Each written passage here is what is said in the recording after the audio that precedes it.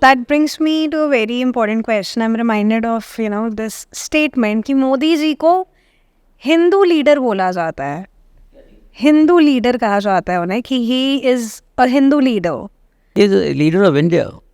There's nothing issue of Hindu, but he is taking India in the direction of our civilizational value structure, which is essentially Hindu. Our structure. I'm a Sikh. Hello everyone, welcome back to Between the Lines Season 2. And as we commence with Season 2 today, one thing I can promise you that this season will be much more fun, more exciting, a lot many stories and more inspiration is waiting for you right there. So आज का podcast के लिए particularly I am very excited because the guest with us today, he is a PhD scholar in leadership and human behavioral sciences and worked with Indian Institute of Public Administration for 32 long years, having, a lot of more than 12,000 officers, they got trained under him, and he's a published author of this book, The Humanistic View of Man. So ये podcast बहुत interesting होने वाला है. I mean, particularly this concept, human behavior, is very intriguing for me. So please end तक देखिएगा because I'm sure you are going to learn a lot the way I am going to learn from it.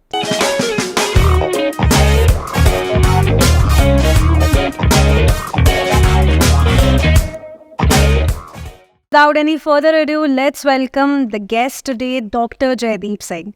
Welcome to Between the Lines, sir, and thank you for doing this with us.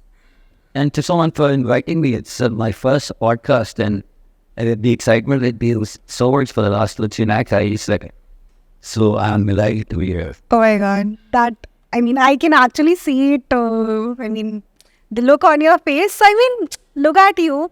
No offense. 77 and thriving. You call yourself as the lover of life. The other day we spoke over the phone call and there was so much energy, enthusiasm. People say कि research करते करते लोग बूढ़े हो जाते हैं. But look at you. What is the secret? I think that's what little bit is the secret about it. Oh my God.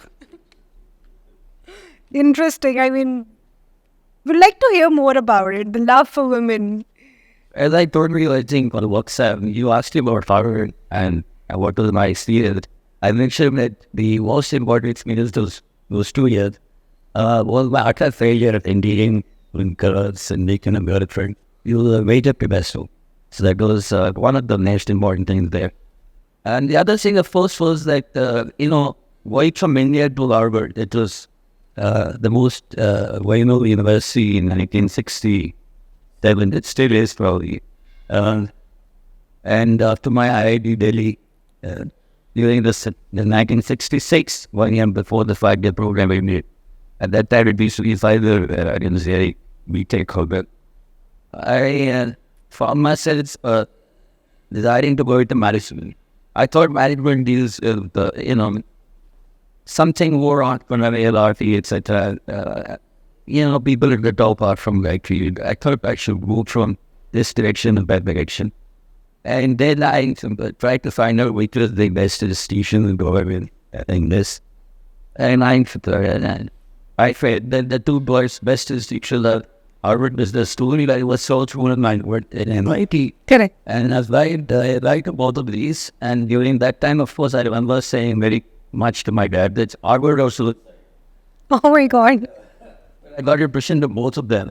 And then my dad was trying to get me into the Massachusetts Institute of Technology when I had already 5 years of technology. And it was quite a tough journey for me because I think I'm the only person in the world who has done 5 years BTech, solely engineering subjects, and what a first division, and without understanding a single word of any engineering subject.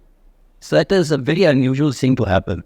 I was excellent in art subjects. So how did you survive those BTech years? It was, but 2 years I was in IIT Madras. When I had given the entrance exam in the Kashmiri Gate in Delhi, I did it because my dad said, go take the exam. In fact, a little going back a bit is that I'd like to go back a bit because,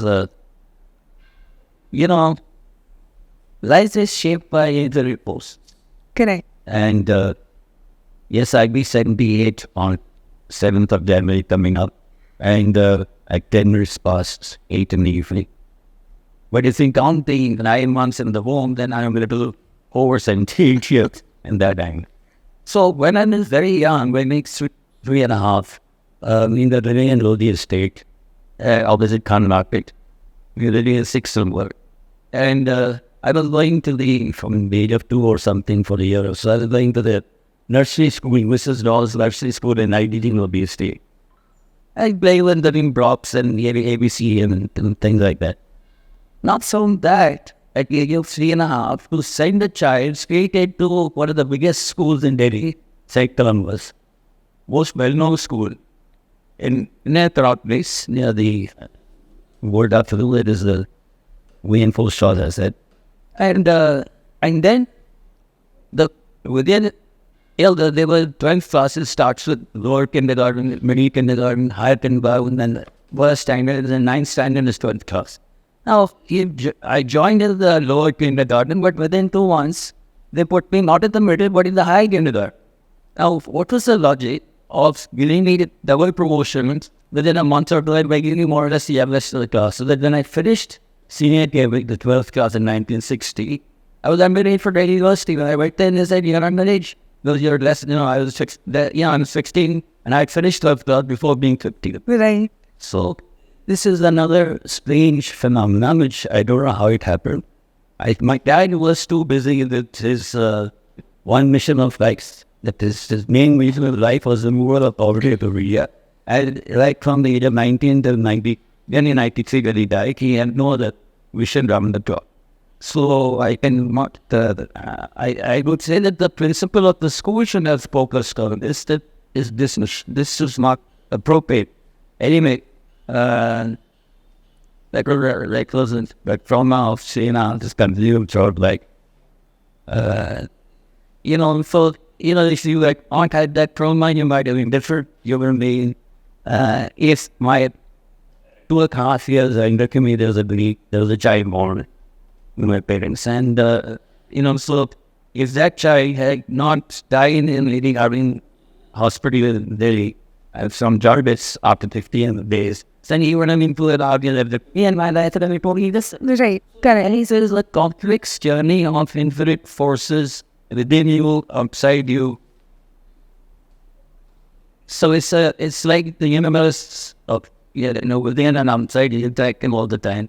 And it's difficult to say. That's why I was making it all see like it's Lord distant. That's why the concept of destiny is there. Because everything when you look back, it seems as if that was all to be. Correct. But then at the same time, I was going through your book and, there was this one section it mentioned that human beings are constantly constructed by the choices they make. Yes, that ends up with interesting. What about the choices you made? You did BTech and then you ended up going for a psychology subject, MBA, then Harvard. Do you think the choices you made in your life, do you reflect on them at this age? Well, one is always seeking out something or the other, and these series are also part of the reflective process. And this is a very interesting phenomenon of, the entire existential and humanistic view is that you make your life through your choices.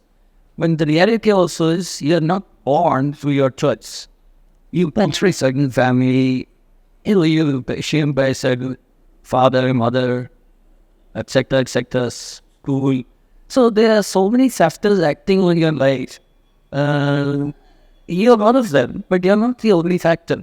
And yes, as you evolve, maybe you have a little more and bunch relationship. Freedom and liberty. You even grow in freedom, I suppose, gradually. But, I tried my best to, for example, fail the ID then. But I will not even do that because there was under pressure in my anxiety. My father had put into me that whatever you do excellently. So these two pressures were telling me while I wrote that exam. And then I got a Finnegan from IIT class, every day was getting, and I was crying for 3 days about it.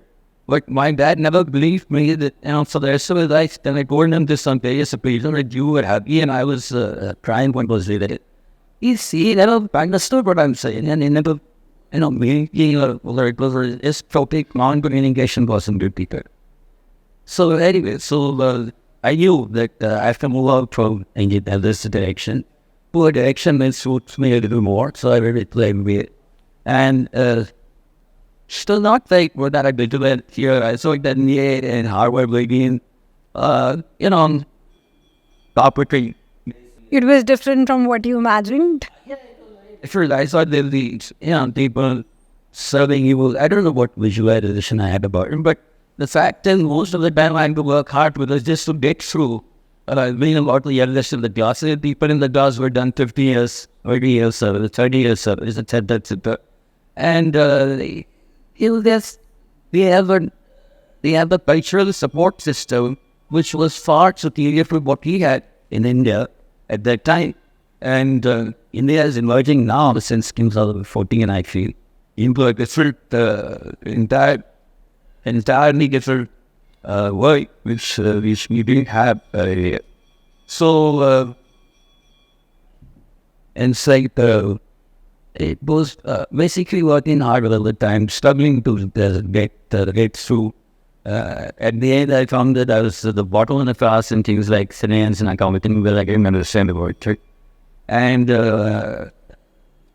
in middle of the class and things like marketing or whatever. And I was in the relatively top of the class, and it was psychology, leadership, personal management, organization behavior, etc. Right. So then that's when I thought to myself that I should go more in that direction. So that's how I happened to get a job in the University of Virginia. And then after that, I applied for this PhD in leadership in Bay Area in California. And by that time, I had a new car. And so when I got the admission there, I was very happy. I put the radio of the car on and went to the nice Chevrolet in Balanjiro. Because in India at that time, the two cars at a very high status. But Chevrolet Impala, and from 67. And Mercedes. So Mercedes was not in our budget. My dad had sent me $3,000. So I actually told them that I wanted to make some money through distribution of meat tables. Mm-hmm. And then I asked for the car, and was saying he would understand why I'm asking for the car to distribute with the. Maybe I thought I would distribute it more than by the way, but I never got into that. I really had bought the car, started with a car and went straight to Virginia for a year, and then later we'll say the very long journey. Indeed. Yeah, and I think that that's the way to do it. Today, if I was good, I'd probably have somebody to join me, because going such a long journey alone, it seems a very boring. And at that time, it didn't seem that second, and I did it at the end. So, abhi hum baat kar rahe the, so you kept mentioning, 1967, 1980, 1973. So, that brings me to my question. I mean, आपने almost सारे eras देखे, right? From 1900s to the 21st century. कोई difference आपको particularly feel होता है कि अभी the current India or maybe the current scenarios are very different from, what it used to be in 1900s, let's say. Back then in 1973, जब आपने शायद join किया था, या 1980s में, 1999 में during the Kargil war. ऐसा particularly कुछ difference आपको feel होता है क्योंकि आपने almost इतने साल इतनी चीज़ें देख ली हैं life में. Very bad phase in India was the emergency from 75, 25th of June till 77. You're good with numbers. Yeah, I must that's one thing you. I find myself enjoying, to remember the exact dates. For example, today is Unity Day, the birthday of Sardar Vallabhbhai Patel, who was perhaps the greatest ruler India, greatest administrator India ever had, prior to our present Prime Minister. All right. Coming back to the question, so what exactly is the difference you feel? So you see, it's the difference that you would notice on 29th when my daughter had gone to Lucknow to see the match of India versus England. And as you know, all of 9 wickets of India fell. They asked us to bat first for 229. And then I'd already predicted that India would win by couldn't believe she had gone there to Lucknow. I was there watching the program minute to minute on the TV screen. So it happened the way I visualized, and they were all out for 129. And that is when I wrote to somebody that for 200 years they ruled us, and now we've got our revenge. Absolutely. So this is what India had become. It's a new world. Very shortly, we were in number 3 in the world economy. The world number 3 economy. We are now 5. Right. By 2030, maybe we have 3. Correct. And then by 2047, we may be very close to Num. And right now, of course, it's going to be ahead. But then, we have to find some way to get our property back through China. That's very irritational that 20,000 kilometers of lines of Padma have been taken by them. 62 war, etc., etc. And, of course, Pakistan has got half of Kashmir or war of Kashmir, whatever. So that's another area which is... we have the art of patience. The greatest thing about Indian civilization is the art of patience. And so we have been patient. And the art of love is an honest actor in the Indian civilization. So we are being loving and we are being patient. But we do feel, I think, that this property which China has taken should come back to us. They want the game, Arunachal Pradesh also. Right. A bit... it's on for a conference. It was very enjoyable. We had a very important conference on shaping and planning. It was the first planning committee meeting for the gay network of issues and administration centers all over Asia, etc. And I personally I was able to personally make a difference that it should be for not just institutes of, Center for Training of this, public administration, but it should be and governance, because in institutions of management, which train senior officers, etc. There are many institutions which are trained people for governance. And they may not be public administration, they may be private administrators. Okay. So I did get that word added. NAPSI Pang came to network of Asia listening schools and institutes of public administration and government. Okay. So you mentioned, कि Indians, they are very patient. Do you feel आजकल की generation भी उतनी ही patient है as compared to आपने शायद 1900s में जो आपके peers रहे होंगे?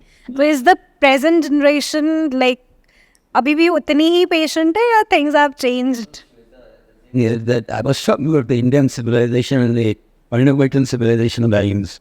But in terms of the origin for question you're asking, my daughter is 23, and she's very independent-minded, and she from one minute to the next, you don't know what her mind to say. Like the other day, she went to Lucknow, and I think on 3rd she's going to Dubai and coming back on 7th.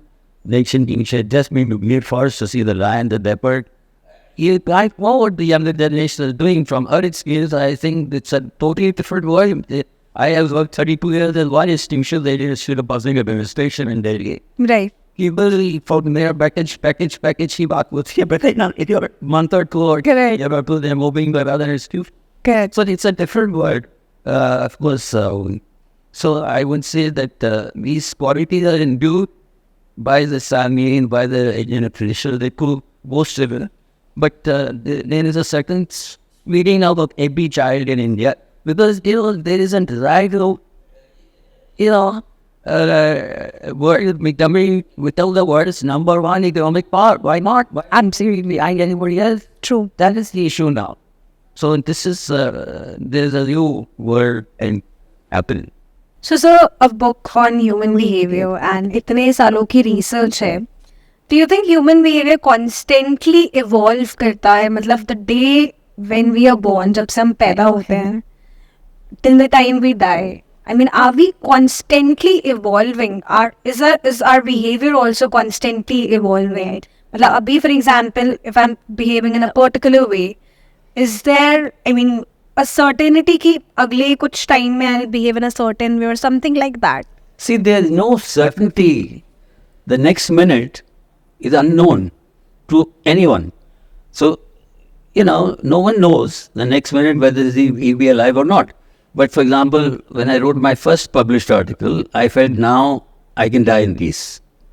It was an article on leadership. Okay. And when I wrote this PhD book, as well, my PhD dissertation in California, when I finished this, I thought, okay, now after this, I can die in peace. At each stage, I felt now. But the funny thing is that after having published all these things, now the last article of mine was Vision of India in the 21st Century. That was in 1999. And again, it came out in Pioneer in 2000. After that, basically, I feel that I published and written what I want in that article, Vision of India in the 21st Century, essentially what I want India to go for and become. For example, one of the things I've mentioned there is that in America, from December 19 till December 93, December 1919 till December 1933, America went through an era of total prohibition. Now, in that era, the entire underworld from Sicily, Italian mafia, they came to America, and the major underworld of crime got established there. Right. So, India, has been making similar mistakes. Haryana for a while was going for prohibition. Everybody knows everybody is drinking under the table, but the point is, it's a strange policy situation. In Gujarat, there's prohibition. I think in Bihar there is prohibition. This direction is utterly wrong for the nation. So I have ideas for the nation which are essentially written in that Vision of India in the 21st century. Another idea is that abolition of personal income tax, replace it by some kind of consumption tax. Because half my life has gone in worrying about taxation, and half my life has gone to repair the cars that I had. Because Ambassador Fiat, you would run a few kilometers and it will break down. So half my life has been wasted in these kind of fears, worries, tensions, anxieties. And I don't think leadership should allow the nation's time and energy to be wasted in such reflex things. Look at the first bullet train which we are now getting in Ahmedabad. Japanese are precise to any minute. When the train leaves the station, reaches the other station, they can check it to the minute. And they travel at 300 kilometers an hour. The cost of the train is little more than the flight. And that is how progress takes place. And what we are doing is trying to, keep ourselves in locked in by ridiculous prejudices. Like, for example, in the cricket match, do you ask whether Kuldeep Yadav, who is a top spinner, whether which caste is Yadav? Do you ask whether Mohammad Shami, who is a fabulous bowler who got 5 wickets or whatever, you ask whether he's a Muslim and you think on that basis we should not take him? You don't start doing things. So the whole country has to shift psychologically. And that oceanic shift is being done by our great leader, whom I love infinitely. I think you know the name. Modi ji. Modi ji, exactly. If you see my Twitter communications in 2013, you'll find a lot of communications in which I have appreciated him. And every time before every election, I write that I hope he gets more seats, which I've written again. And so I'm looking forward to 2024 when he gets still more seats than what he got in 2000. I think, Modi ji bhi lately बहुत सारी places को, monuments को rename कर रहे हैं. And काफी सारे लोग, they are kind of against it. Although ये जितने भी places हैं, monuments हैं, they were named, some of them were named by Britishers, कुछ Mughal emperors के time पे थे. So this renaming policy, what is your opinion on this? See, the thing is now Aurangzeb Road is close to my house, and it's been renamed as Dr. Abdul Kalam Marg. Now, I think that's an infinitely good decision. I had the privilege of meeting Dr. Abdul Kalam Marg when we had gone to give our books to him when he was president. And that's the 2 photographs I have in my drawing room. Somebody like Aurangzeb who basically... had got jizya tax on Hindus, etc., etc. There was infinite criminality and barbarism towards our Indian population, Correct. Which they came from outside. They basically ruled, and it's all right. But the point is, I don't want those names to be used for perpetuity, because you want people who stand for the qualities of higher values, humanistic values, People like that, like Tagore, like Abraham Lincoln, like Mahatma Gandhi maybe, but he had some negative aspects also. Everybody has plus and minus. That is all. That brings me to a very important question. I'm reminded of, this statement कि मोदी जी को Hindu leader बोला जाता है. Hindu leader कहा जाता है उन्हें कि he is a Hindu leader. He is a leader of India. There's nothing issue of the Hindu, but he is taking India in the direction of our civilizational value structure, which is essentially Hindu. Our structure. I'm a Sikh. My father is a Sikh. My mother is a Hindu. I'm a product of the fusion of those two. Yes, I think it was a day or two ago, I heard a very nice post, a Sardar with a turban. I also had a turban for 3 years during my final 10th, 11th, 12th class. Otherwise, before that, I had these plaits, bachpan se, and my mother never liked all that. So she was always wanting me to cut my hair, but Dad was afraid of his father. He was always respectful for his, and he was more staunch. Dad had only one religion, the religion of work. Like I have only one religion, the religion of love. Simple. These are two fundamental things, work and love. So you are a pro Modi ji. Infinitely. I've never met him, but infinitely, yes, I am.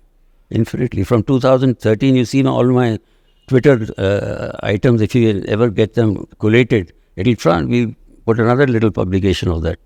That's wonderful.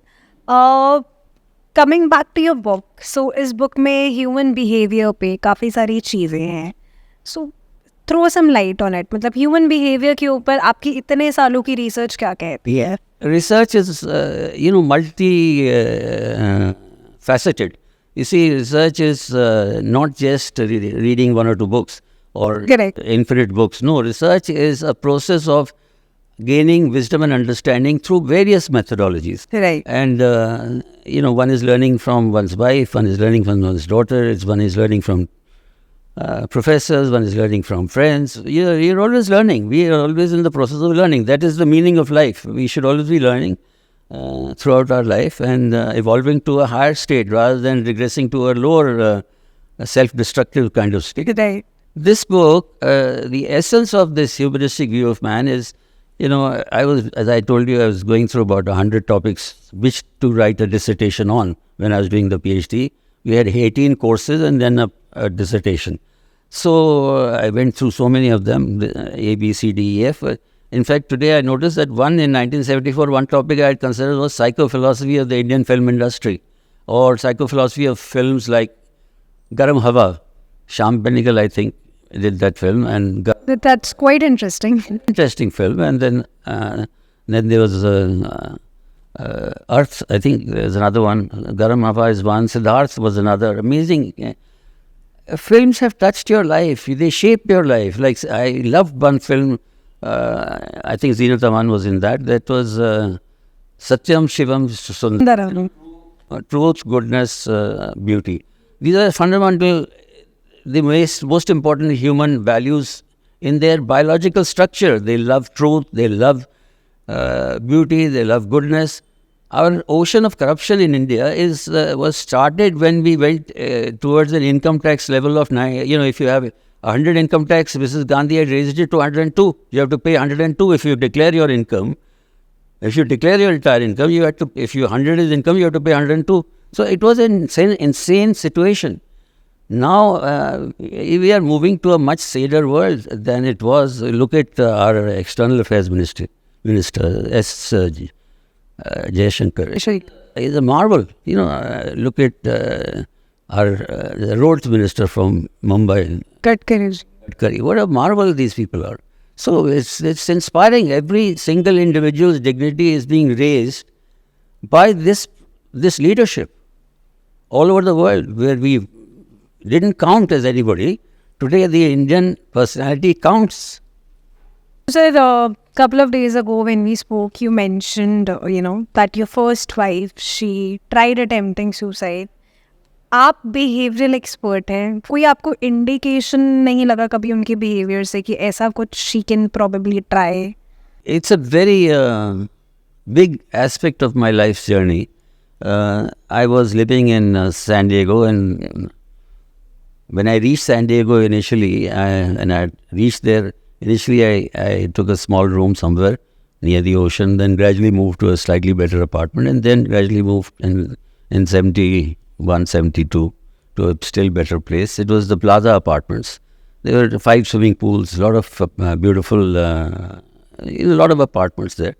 So I was actually living in one of them, and this lady was living in another one, which I never met her. But she was seeing me. It's interesting that though I've been a Sardar in terms of father and grandfather, but I've done 40 years of smoking 40 cigarettes a day. Oh my God. From the age of 15 till 55 nearly. I gave up smoking on 16th October 2000. The year Eva was born, on say 19th August.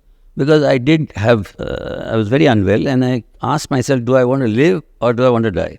And the answer came, I want to live for my daughter, I want to live for my wife. Whether I want to live for myself or not didn't come too clearly, but that was enough.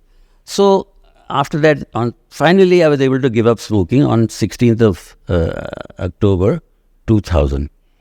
And I had tried cigarettes from all over the world, cigars, pipe, everything, In fact, in IIPA for a week, I even tried bidis. Let me see how that is. My masses of India are smoking bidis. So the smell was not so good. Anyway, the point remains that one day this lady came to me. She was with somebody else who was going to Denmark. With that lady who was going to Denmark had a daughter.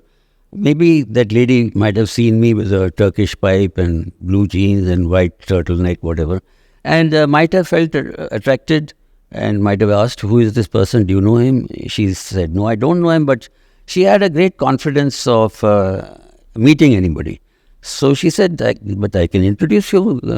So she came up to me. And the first thing she said to me is, I'm Baroness Valeska. Now, coming from India, where our mother... basically childhood se aapko bolti hai Raja Beta, this thing, that thing. Then you are learning about royalty of India, etc. And somehow, prince and princesses, how a child is brought up. So I found myself emotionally touched by that communication in whatever way. And then we went out for lunch. And after lunch, she asked me, well, how do you like her? I said, I prefer you. Now, she was about 11 years elder to me. Her birthday was 24th December 1934. She was born before but she used to tell me about stories about the Second World War, when at the age of 5, she would run on a train and catch some pieces of coal to build an evening fire. So initially I might have been impressed by the Baroness word and the dimension of what it means. But later I was very much, saw the nobility in her personality and the struggle she's had all her life. And I began to infinitely love her. In fact, that's happened over time. And so, in a way, then a month before she was going to Germany, I asked her, I said, you keep yourself for me? She said, how can I keep myself for you? We are not engaged. I said, consider yourself engaged. Now, the thing is, I had no idea what this expression means for a human psyche brought up in India. Because in India, you are told that if you are engaged, then, you have next thing is marriage. You can't it's not a joking thing. Right. Well, I said that, and after that, I became more involved, more emotionally involved. So it was insanity involvement from my side for many months. And of course, one day we went to see a Hindi film in San Diego. And the film was Teesri Manzil. Shani Kapoor was acting. And he was saying, Aaja, Aaja, Aaja, on the snow. And she was asking, what is he saying? And the thing is, so far, the human psyche has 3 fundamental phases within every human psyche. A parental state, an adult state, and a child state. Right. And so far, it was me being the child playing, prancing around her, and yet with the confidence that, that I have related to elderly women before, because when I went from India, my mom told me, you have to marry an Indian girl. So I thought if I relate to older women, the chances of my getting married to somebody there is less. So I did make some friends who were older than me. Now, But it didn't happen that formula didn't work in this case because, in March, in that day we saw the film. I was the teacher, she was the student. So our involvement got deeper and deeper and deeper. But this was around September or so, 71. March 72, I had the sudden feeling that it's not right. At night I had this visualization that somehow something is not right. We should be friends, not for marriage. So next day, my system is open, honest communication. My life is basically that. So next day I told her, I said, look, it's not right for us to be married. It's right for us to be friends. But I didn't have any idea that the minute I try now to withdraw from that relationship, I try that we go in the direction of less communication. But then the thing is, she would send a note under my door, or she would phone me up. And then the other aspect of my personality, which is that out of courtesy, you feel you need to respond.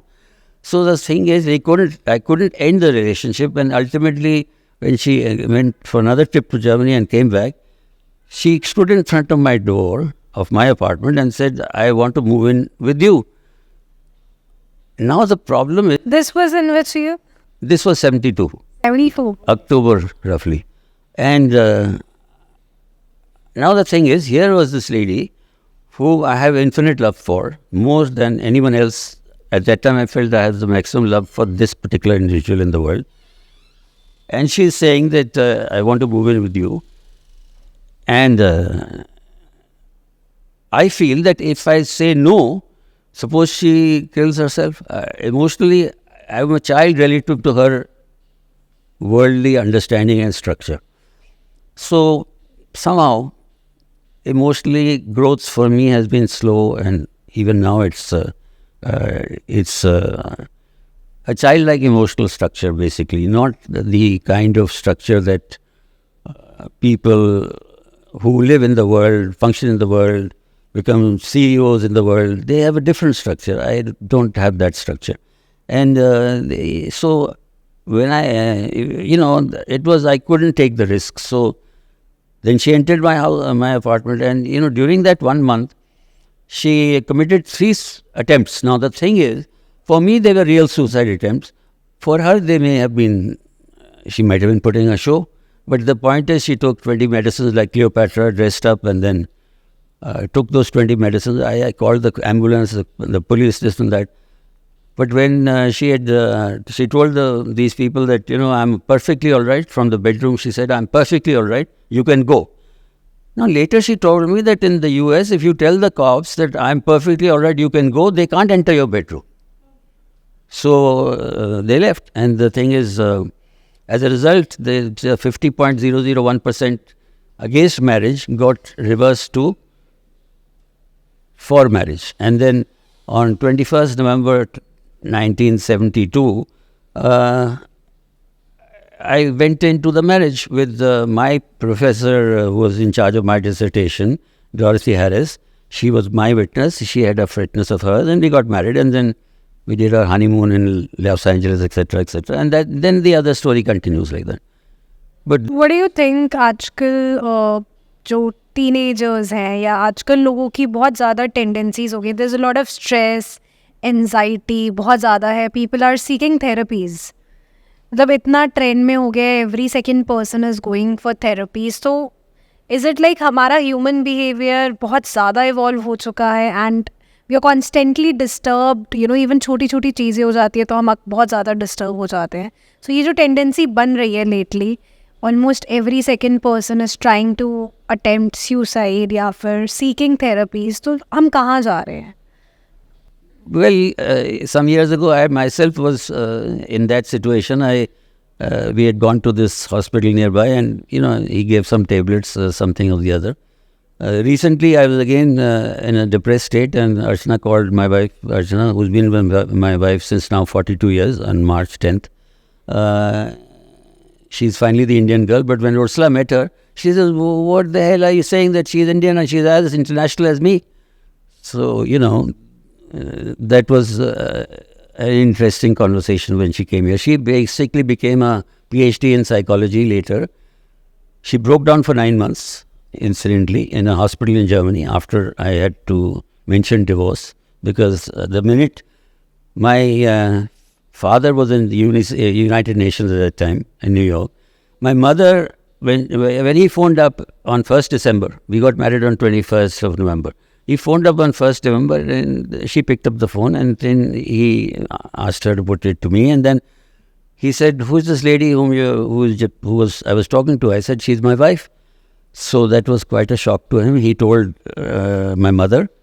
And you see, my mother, as you understand, was shaped by the fact that her eldest son had died in 1943 or something after 15 days.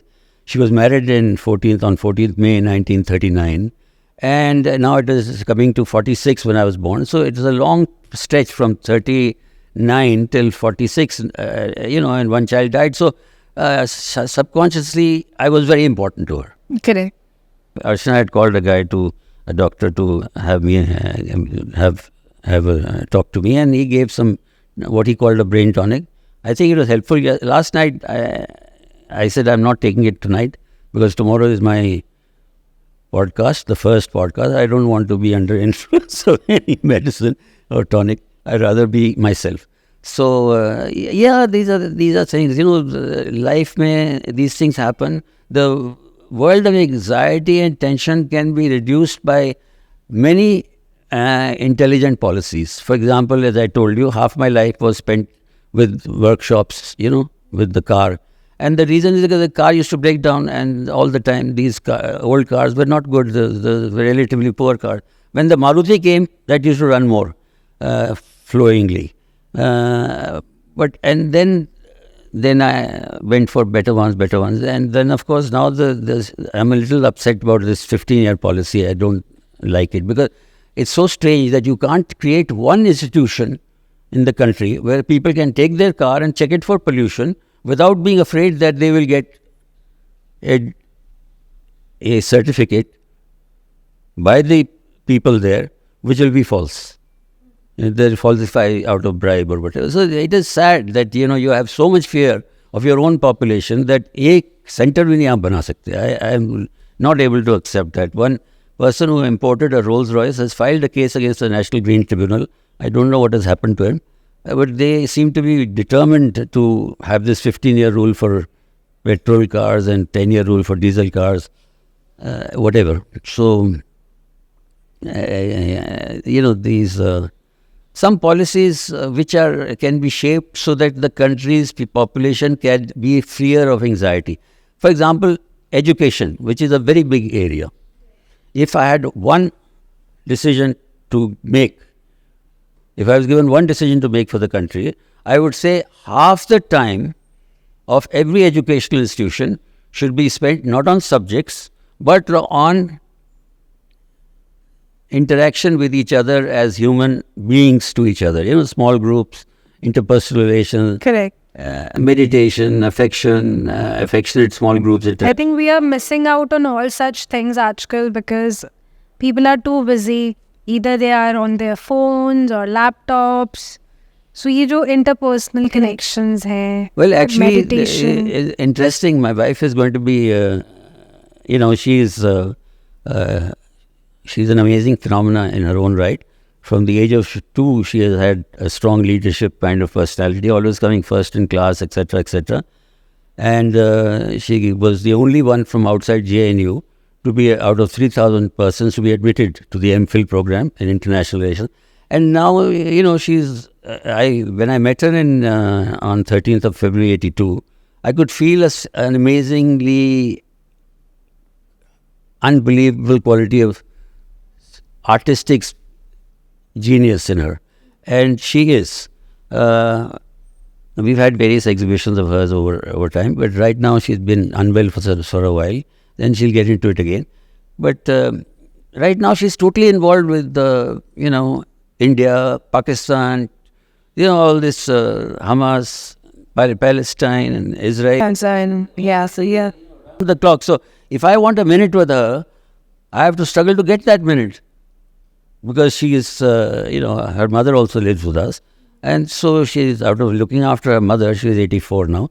So she's been with us since 1999, or I think August 99, 28th August. So the thing is that because of her love for her mother, she started, once she fell or something. So now she's awake till 4 in the morning. And then she has, basically she's so involved with the laptop that it's difficult to get a minute with her. Right. But the thing is that, so it's a struggle. But, you try to get that minute or two. But then I'm gradually developing my own capacity to enjoy my own flow. So to that extent, I may need her less. So during our earlier conversations, आपने बताया कि आपके father को पद्म विभूषण पद्मश्री जैसे awards दिए गए थे and उनका काम ही उनका रिलीजन था. तो आपका रिलेशनशिप कैसा था आपके फादर के साथ, या आपका चाइल्डहुड कैसा था उनके साथ? You see, the infinite importance of the emotional bonding with a father, I was not able to get, which a normal child gets. I had that with my mom. But I have infinite eternal respect for my father. He's a legend in the Indian. When I was about 9 or 10, I thought there were 3 important people in the country. One is Mahatma Gandhi, the second is Prime Minister Nehru, and the third is Sadlok Singh. Now, gradually, I grew up and realized that there's so many people in the country of infinite genius, value, and contribution to the country. And as you rightly say, he was, when Nehru had his first book, which he wrote in 1945, Poverty and Social Change, Nehru wanted Sardar Sadlok Singh to be his private secretary, so he became. And then when with this partition took place, he sent him as director an amazing invitation to settle all the refugees in that crisis moment on horseback, using typewriters, creating an innovative way, because there was much less land in India, which those people were living behind in Pakistan, part of Punjab. And how to settle all of them in that less land was a major feat to achieve that. And as a result, I think that was why he got Padma Shri in 54. Then Nehru asked him in 50 to set up planning commission, so he set up planning commission. Then he went to first C5 advisor in India. From 60 to 67, he was there in planning commission. Then from 62, he was made minister level. So Nehru asked him to give up BICS. He did that in 62.